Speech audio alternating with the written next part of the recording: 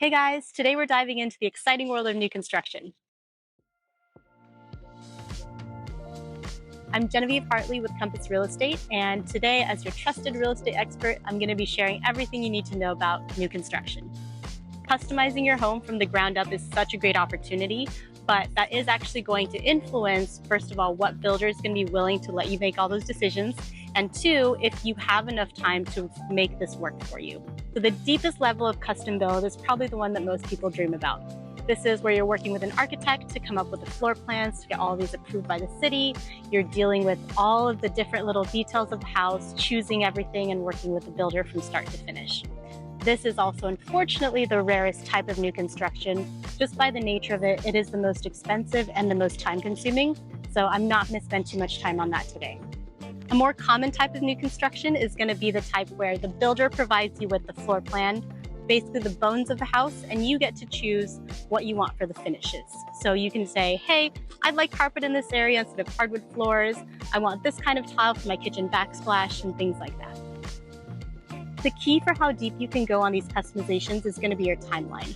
So you can count on about an average of 6 months for build time for a house start to finish. I've seen as short as 4 months, and I've also seen up to 9 or 10 months for different builders.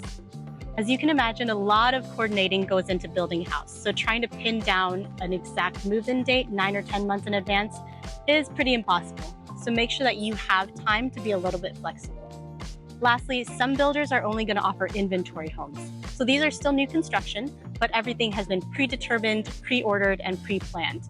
So unfortunately, you can't really make any customizations on these, but builders do this so that they can more efficiently know when they're going to finish it, lock in that price, not worry about things like shortages in materials or changes in the pricing of them. These are generally going to be those nationwide builders who have a handful of approved floor plans in a certain community, and you get to pick and choose which one is going to fit you the best.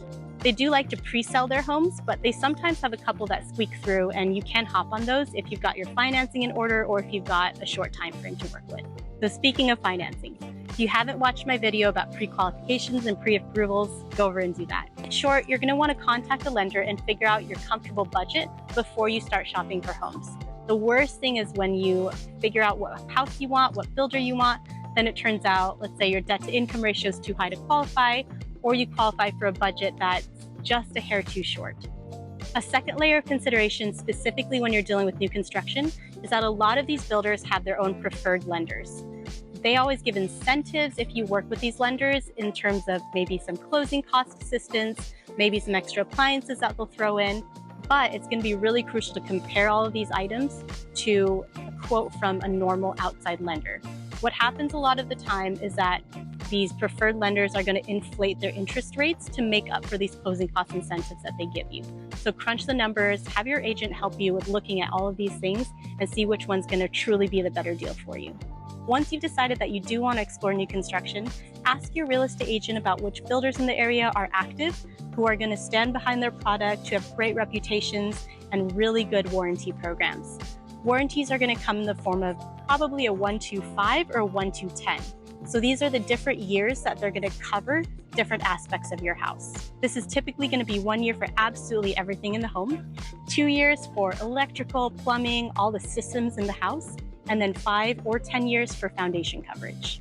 Your real estate agent is also going to give you advice on how to negotiate with the builder as far as different terms of your contract, and make sure that the contracts you are about to sign are ones that really protect you. There are some tricky things that can hide in these builder contracts, like if materials rise in cost or if they're back ordered, the builder can indefinitely postpone the finish date on your house, or they can raise the price of your house and you're responsible for that difference, or walk away and lose your deposit. But for the most part, if you go with a reputable builder, they're going to have contracts that are really fair for all parties and get you to that finish line. Another great perk about buying new construction is the inspection and non-negotiation part of that process. Typically in the process of a resale home, you're going to get your own inspection, and then your agent will help you negotiate with the seller for maybe some repairs, maybe some credits towards closing costs. But overall, it's a negotiation and you don't really know what you're going to come out with. In a new construction with a builder, you still get a third-party inspection, but then you hand that report to the builder and the construction manager is going to walk through it, fix everything, and hand you a perfect house.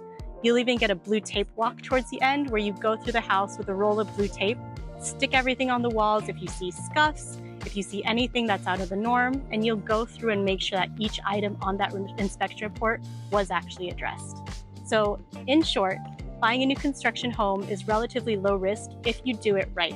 If you make sure that you've done the research for what communities and what builders you choose, then you get a brand new house that's not going to have any issues for you.